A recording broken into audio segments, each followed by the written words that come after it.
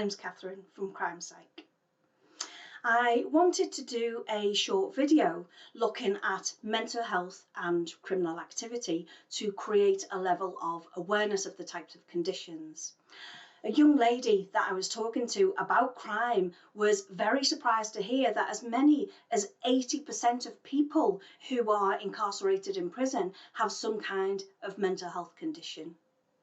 And I came away from that conversation and thought about it, and I realised that mental health conditions cover a really wide variety of conditions, and so it's perhaps a little bit unsurprising that such a large percentage of inmates have some kind of mental health condition.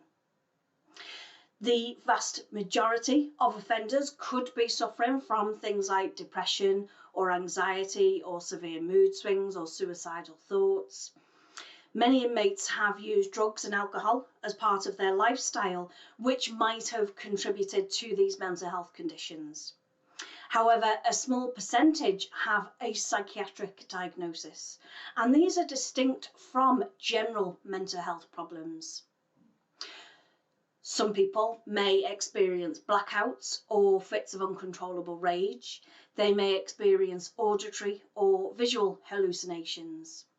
And these people are vulnerable adults who need the extra care despite the crimes that they've been convicted of.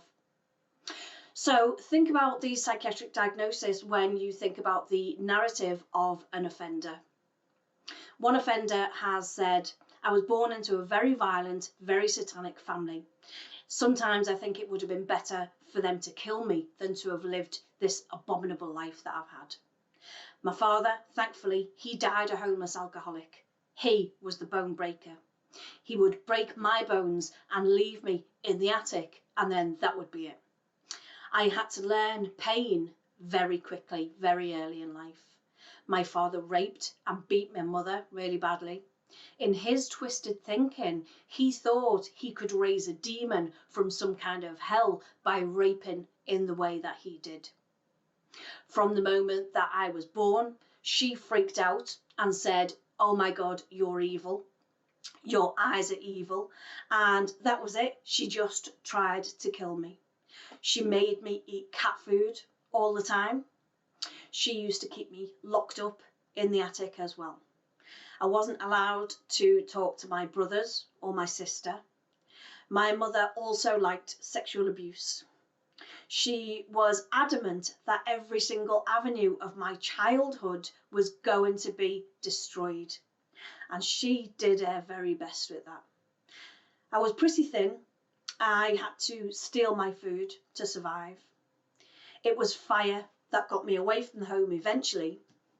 By the time I was 5 or 6 years of age, I'd learned that a red strike match that my mum used to strike on the wall to help to light the oven created fire. So I took a handful of them to school for the first time that I was allowed to go to kindergarten.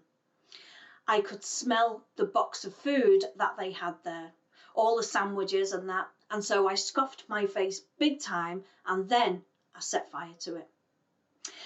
And this offender was in care from about the age of 7 to 18. As an adult, he became a homeless alcoholic. He said that he was a violent offender and there was lots of drug and alcohol abuse. He said, "Yeah, unfortunately, I've done some keeping up with people and I was really nasty to a couple of people who've never done any harm to me. I was very drunk on a bottle of vodka one time. I threatened the police who were outside.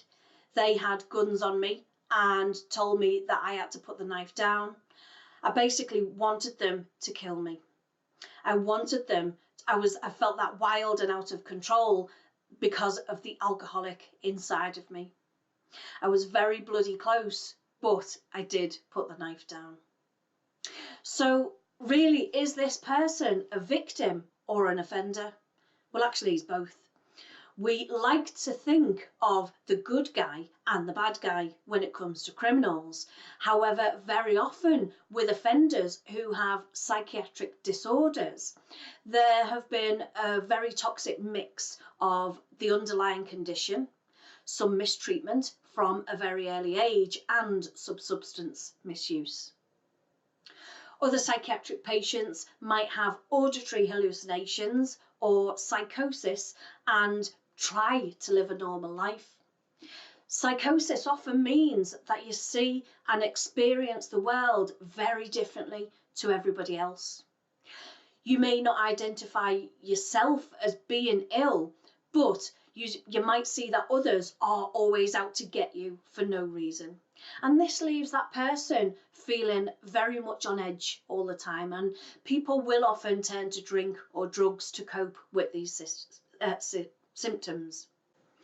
A constant voice inside their heads tells them that people are lying to them, not to trust people, maybe even to dispose of them in some way.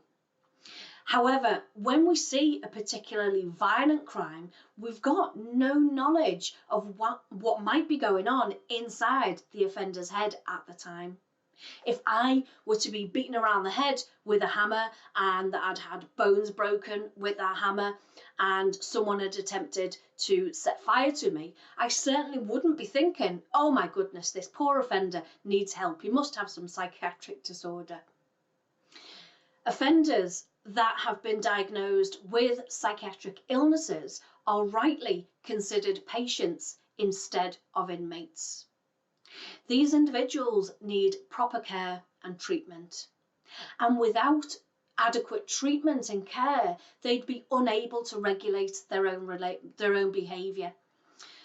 Once an offender is placed in the care of a psychiatric hospital, the length of their stay is determined by the progress in recovery that they make, rather than a particular set time. Patients with psychiatric conditions can be successfully treated and reintegrated within society. The presence of a psychiatric condition does not automatically predispose a person to commit a crime, and it's certainly not an excuse for abhorrent behaviour. However, they need a very different environment and treatment to rehabilitate them than other offenders might do. I do hope that you've learned something from this short video about psychiatric disorders, mental health and offending. I hope that you've enjoyed it. I do hope to see you again soon. Bye for now.